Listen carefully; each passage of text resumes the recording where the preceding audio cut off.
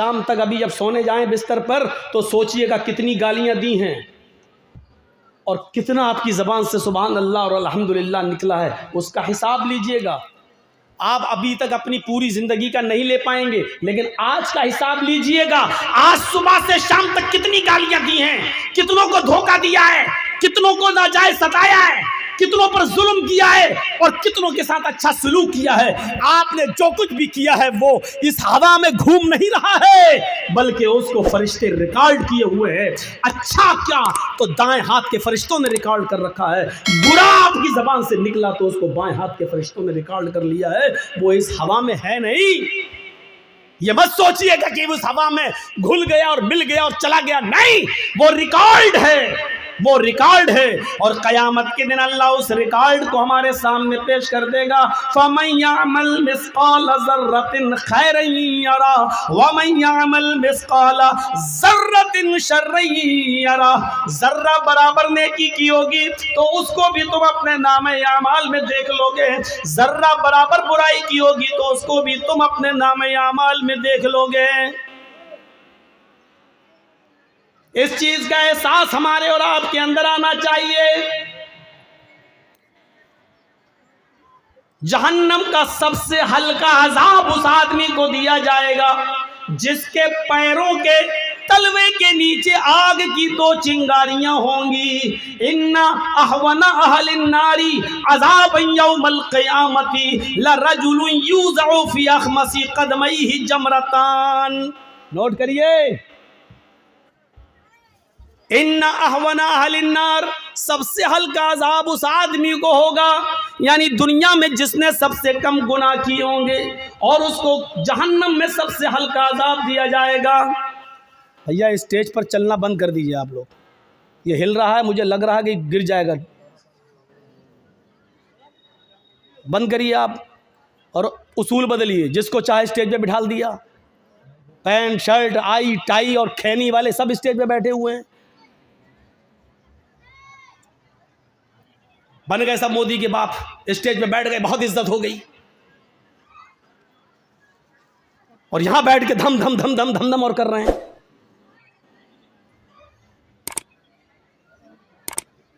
इन्ना अहवना अहलिन नारी अज़ाबन यौमल क़ियामती, सबसे हल्का अजाब उस आदमी को दिया जाएगा कयामत के दिन।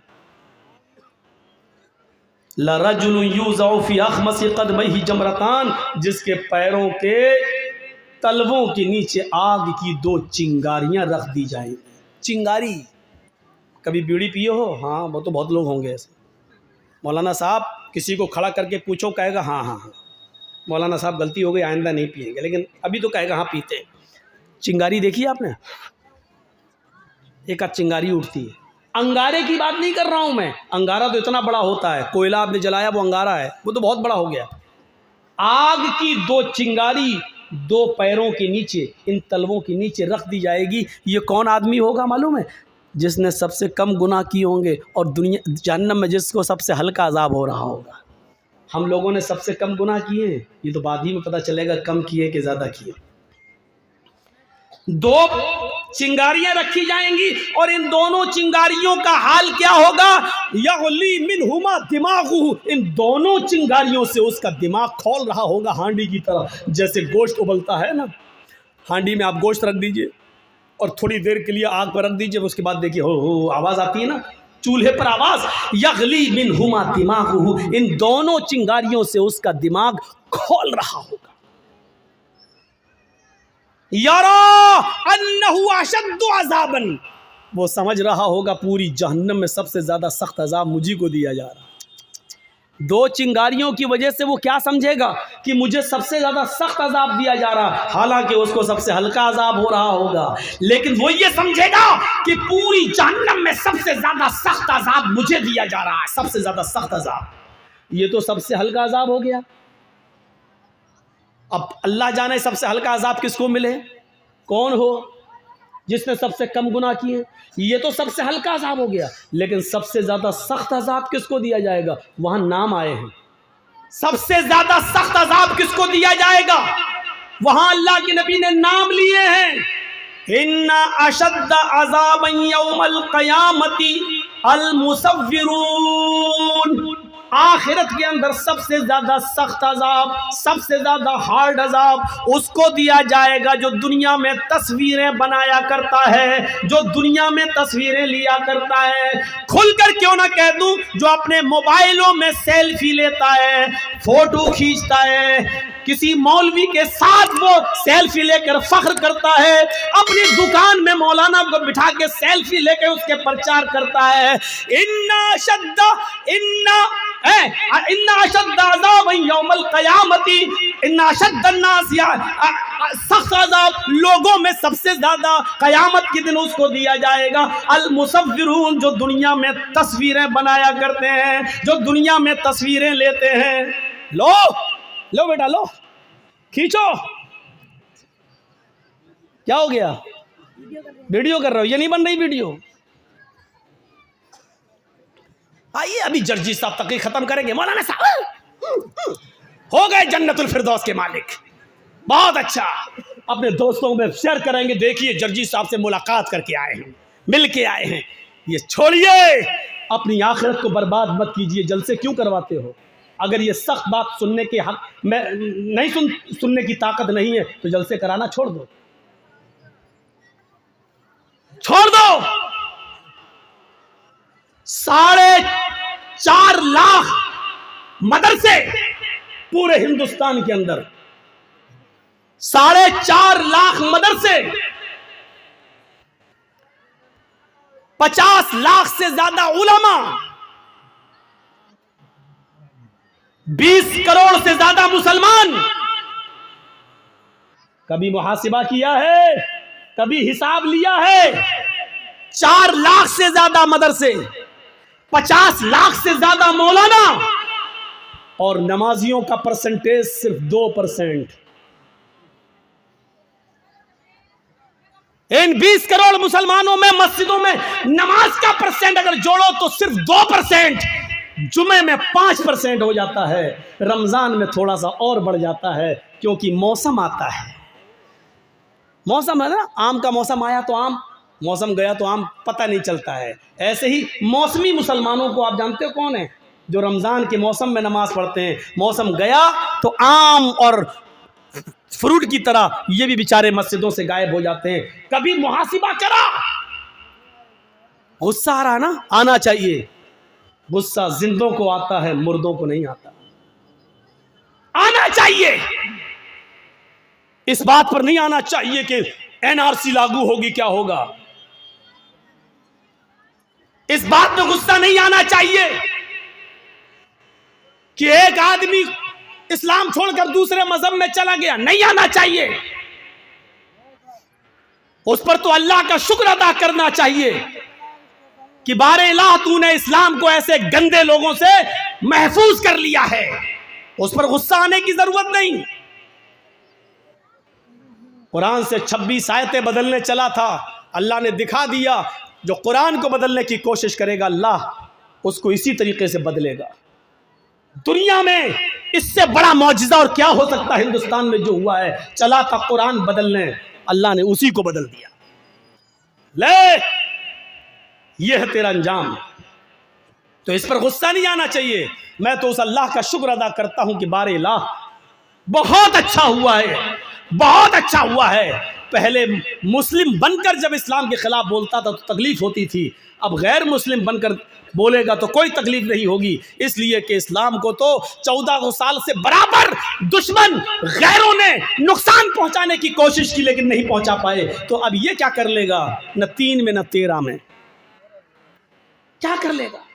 कोई हैसियत नहीं है। गुस्सा इस बात पर नहीं आना चाहिए, गुस्सा इस बात पर आना चाहिए कि आपने हिसाब क्या लिया है, हिसाब क्या दिया है।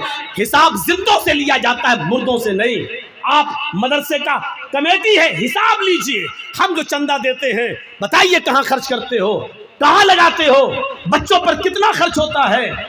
ये हिसाब लेने की जिम्मेदारी आप देते हैं तो आप लीजिए इसका हिसाब। मदरसे वालों को हिसाब देने में शिकायत नहीं होनी चाहिए। तुम कौन होते हो हिसाब लेने वाले? हजरत उमर फारूक जब अमीरुल मोमिनीन बनाए गए और मिंबर पे खड़े होकर खुतबा देने लगे, जैसे उन्होंने अल्हम्दुलिल्लाह कहा, एक नौजवान मजमे में खड़ा हो गया, कहने लगा उमर खुतबा नहीं देने दूंगा। कहा क्यों? पहले ये बताओ, आज नया कुर्ता पहन कर आए हो, ये नई कमीज पहन के आए हो, ये नई कमीज तुम्हें कहाँ से मिली? तुम्हारी तनख्वाह तो बैतुल माल से इतनी नहीं है कि उसमें तुम नया कपड़ा सिला सको। आज ये नई चादर तुम्हारे जिस्म पर मैं देख रहा हूं, ये कुर्ता, ये कमीज तुम्हारे पास कहां से आया? हजरत उमर जवाब देते हैं कि इसका जवाब मैं नहीं दूंगा, मेरा बेटा देगा। आए मेरे बेटे उठो और जवाब दो कि ये नई कमीज, नया कुर्ता कहां से आया? बेटा उठता है और जवाब देता है, आए लोगों सुनो, बैतुल माल में बहुत सी चादरें आई हुई थी और उन चादरों में सबको मुसलमानों में बंटना था। तो वो चादरें जब बटी तो सबको एक एक चादर मिली, मेरे बाप को भी उसमें एक चादर मिली, सबको एक एक चादर दी गई, मेरे बाप को भी एक चादर मिली। उसी चादर की इन्होंने कमीज बना ली। हजरत उमर ने कहा, नौजवान क्या अब मैं खुतबा दे सकता हूँ?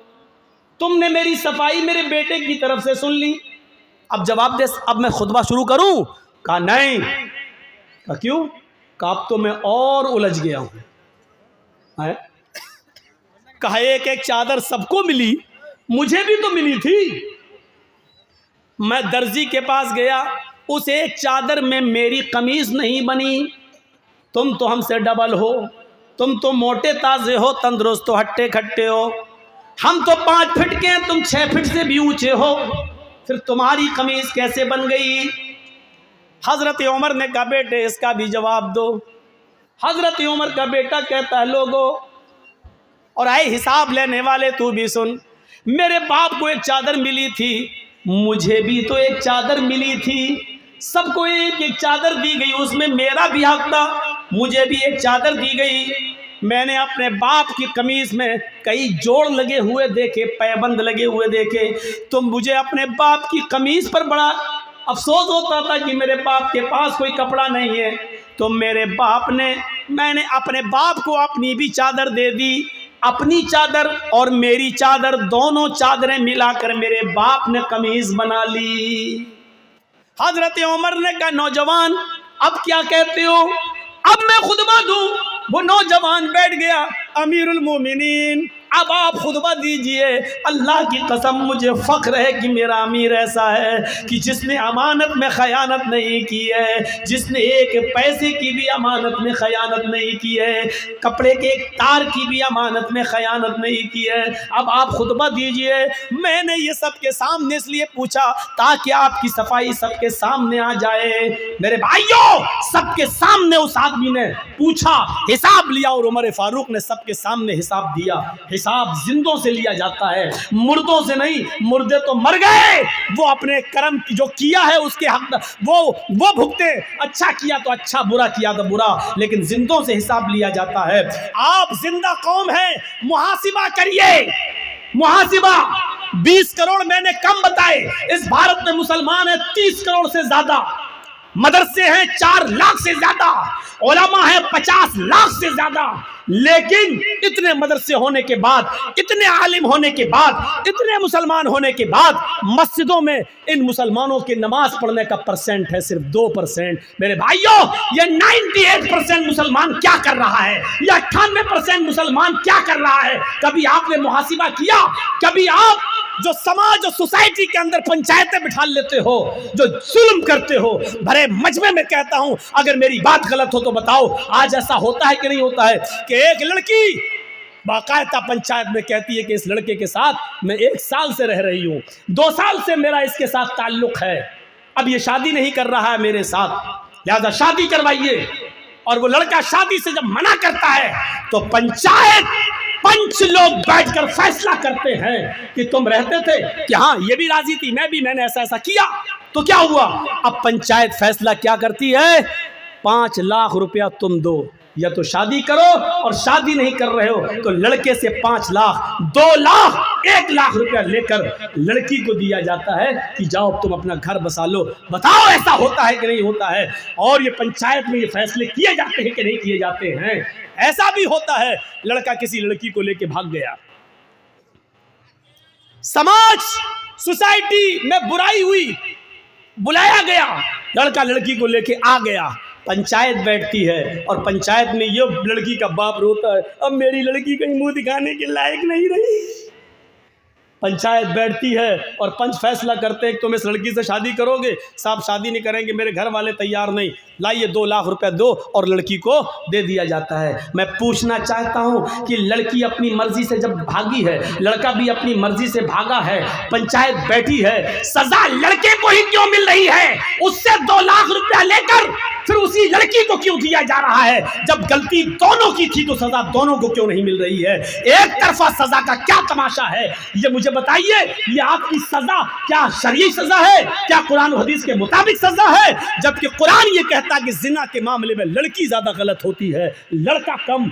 लड़की की तरफ से ज्यादती होती है और लड़के की तरफ से कम, क्योंकि कुरान ने कहा है अज़्ज़ानियतु वज़्ज़ानी फजलिदू कुल्ला वाहिदतिन मिनहुमा। जिना करने वाली लड़की और जिना करने वाला लड़का, इन दोनों को 100-100 कोड़े मारो। अल्लाह ने पहले लड़की कहा है, बाद में लड़का कहा है, क्योंकि जिना की शुरुआत और जिना की हिम्मत और जिना के लिए उकसाना लड़की की तरफ से पहले होता है। लड़का ठीक है भगा रहा था, लेकिन लड़की अगर भागने का इशारा न करती तो कभी जिंदगी के अंदर लड़का उस लड़की को भगा नहीं सकता था। मेरे भाइयों, फिर लड़की को सजा न दी जाए और पैसा लेकर जुर्माना लड़की को दे दिया जाए। शर्म आनी चाहिए ऐसे पंचों को, और शर्म आनी चाहिए ऐसी पंचायत को जो बिल्कुल दोगला, नालायक और अखलाक से गिरा हुआ फैसला करते हैं। तुम्हें कयामत के दिन अल्लाह के यहाँ इसका जवाब देना होगा। भाग रही लड़की, साहब मुंह काला हो गया है, क्यों भागी? साहब चली गई, इसका मतलब बाप की गलती थी। क्यों दिया था तूने अपनी लड़की को एंड्रॉयड मोबाइल? क्यों चलाती थी व्हाट्सएप? क्यों चलाती थी मैसेंजर? क्यों चलाती थी फेसबुक? मोबाइल तो तूने ला कर दिया है ना? या चोरी छिपे लड़की मोबाइल चला रही हो, घर में लड़की की अम्मा तक को पता ना हो? सब मिली हुई होती हैं, अम्मा भी बिटिया से मिली होती है। इस मौके पर वो सीरियल याद आता है, बेटी भी कभी माँ भी कभी बेटी थी। हम सास भी कभी बहू नहीं कहेंगे। आज बेटी जो कर रही है, माँ जानती है कि बेटी क्या कर रही है। क्यों? माँ भी कभी किसी की बेटी थी। सर्दियों के लिए तो लड़कियां दुआ मांगती, अल्लाह जल्दी सर्दियां आए। क्यों मालूम है क्यों? क्योंकि गर्मियों में मोबाइल नहीं चला पाती हैं, सर्दियों में कंबल डाला, अंदर अंदर चल रहे हैं, अंदर सर्दियों की दुआएं मांगी जाती हैं। ऐसी लड़कियां भागेंगी नहीं तो और क्या होगा? अभी तुम सोच रहे हो कि मौलाना क्या करें? अभी कुछ दिन देखिए, अब फिर ये बदलती है 2024 में, अगर यही रवैया रहा तो अभी आप देखिए, अभी तो मुस्लिम लड़कियों का मुस्लिमों के साथ मामला है, अभी आप देखिएगा। अभी तो सिर्फ एक आदमी बदला है, उधर जाकर धर्म चेंज किया है। अभी तो आप और हमारी बेटियां जाएंगी और धर्म चेंज करेंगी, दूल्हा बदलेंगी। कोर्टों में एप्लीकेशनें पड़ी हुई हैं कि मैं फलां लड़के से शादी करना चाहती हूँ, मुझे डर है कि मेरा बाप रोड़ा अटकाएगा, मेरा बाप रोड़ा अटकाएगा। 3 लाख मुस्लिम लड़कियों की एप्लीकेशनें आज कोर्ट के अंदर पेंडिंग में हैं कि मेरे लिए शादी का सरकारी बंदोबस्त किया जाए। 3 लाख मुस्लिम लड़कियां गैर मुस्लिमों के साथ निकाह करने के लिए तैयार हैं। सुनना पड़ेगा तुम्हें ये सब कुछ, तुम्हें क्या तुम्हारे बाप को भी सुनना पड़ेगा। दे दो मोबाइल हाथ में। कॉलेज और यूनिवर्सिटियों का मामला ये है कि मुस्लिम लड़कियों के लिए स्कीमें निकाली जाएंगी। इतनी लड़कियां मुसलमान, और क्या कहा जाएगा? मुस्लिम लड़कियां पढ़ने में बहुत पीछे हैं, लिहाजा मुस्लिम लड़कियों के लिए फला कॉलेज में इतनी सीटें खाली हैं, फला डिपार्टमेंट में इतनी सीटें खाली हैं। लड़कों को नौकरी नहीं दी जाएगी, लड़कों को MBBS में जगह नहीं मिलेगी, लड़कों के लिए वैकेंसी नहीं निकलेगी, लड़कियों के लिए निकलेगी। और वहां प्लानिंग है, प्लानिंग। और प्लानिंग कहां से हो रही है मैं नाम नहीं लूंगा, क्योंकि इन यूट्यूबर वालों ने हमें नाम लेने के लायक नहीं छोड़ा है, नहीं छोड़ा है। इन कमीनों ने मुझे कहीं का नहीं छोड़ा है। मना करने के बावजूद आज फिर दिया है, आज फिर दिया है इन्होंने। आज तो हद ही कर दी। आज तो वो खतने के लिए वो हिस्सा भी बना के डाल दिया है। क़यामत के दिन मैं तुम्हारा गरीबान पकड़ूंगा। अल्लाह की कसम, मैं इस स्टेज से कह रहा हूं कि मैं तुम्हें माफ़ नहीं करूंगा। जिसने भी ये हरकत की है मैं माफ़ नहीं करूंगा तुम्हें, क्योंकि मेरे मना करने के बावजूद भी तुमने ये हरकत की है। मैं माफ़ नहीं करूंगा। और कर लो 15 दिन और 20 दिन, उसके बाद तुम्हारा पत्ता बिल्कुल साफ, क्योंकि हमने अब शर्त लगा